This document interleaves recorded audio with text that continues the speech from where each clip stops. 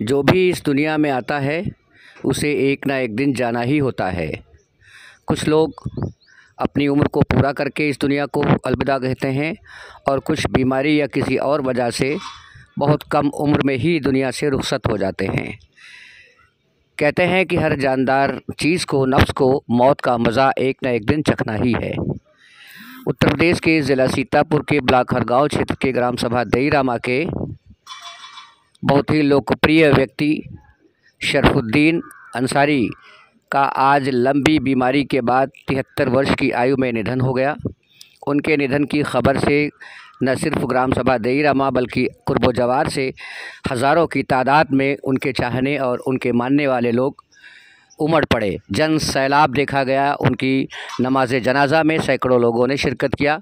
उनके आखिरी सफ़र पर हज़ारों लोगों की भीड़ देखी गई।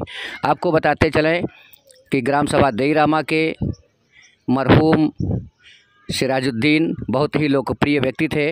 उनके 3 साहबजादे मोहिउद्दीन, शरफुद्दीन और मोइनुद्दीन। मोहिउद्दीन का बहुत पहले ही इंतकाल हो चुका था और अब उनके मंझले बेटे शरफुद्दीन, जो कि काफ़ी समय से बीमार चल रहे थे, आज 73 वर्ष की आयु में उनका इंतकाल हुआ और दईरामा के कब्रिस्तान में ही उनके जनाजे को सुपुर्द खाक कर दिया गया।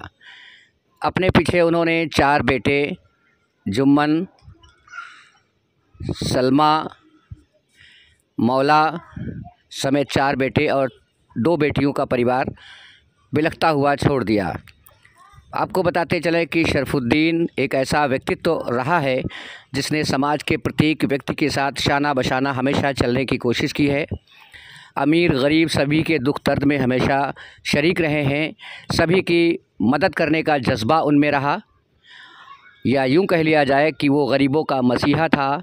शरफुद्दीन नाम का सितारा अब इस ज़ाहिरी दुनिया को अलविदा कह गया। आज लोगों की लबों पर शरफुद्दीन की मग़फ़िरत की दुआओं के अल्फाज निकल रहे थे। सभी की आंखें नम थीं।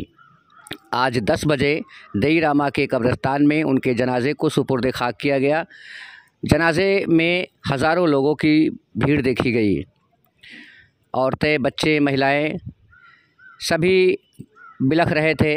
एक कोहराम सा मचा हुआ था शरफुद्दीन के दुनिया फ़ानी को अलविदा कहते ही। शरफुद्दीन के बाद अब एक उनका छोटा भाई मोइनुद्दीन हैं, वो भी बहुत अच्छे हैं। शरफुद्दीन के साहबजादे जुम्मन, सलमा, मुल्ला और ये लोग भी शरफुद्दीन के ही पद चिन्हों पे चलते हैं, लोगों के साथ शाना बशाना रहते हैं। हमदर्दी और मदद का जज्बा बच्चों में भी है। बहुत ही लोकप्रिय बच्चे भी हैं। रब्बे कायनात ने उनको तमाम खुशियों से नवाजा भी है।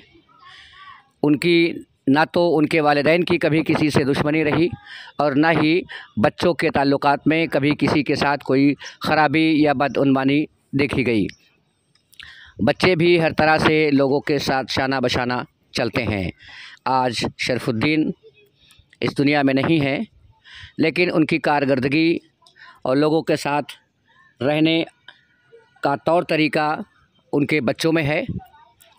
उनके इन रहने के तौर तरीके और उनकी कारकर्दगी को रहती दुनिया तक याद किया जाएगा।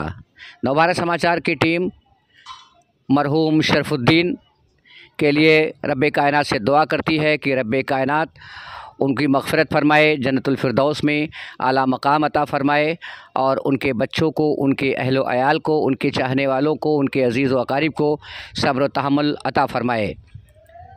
शरफुद्दीन वाकई एक ऐसा रोशन सितारा था इस दुनिया का जिसकी तारीफ़ों की चर्चाएँ लबों पर हैं।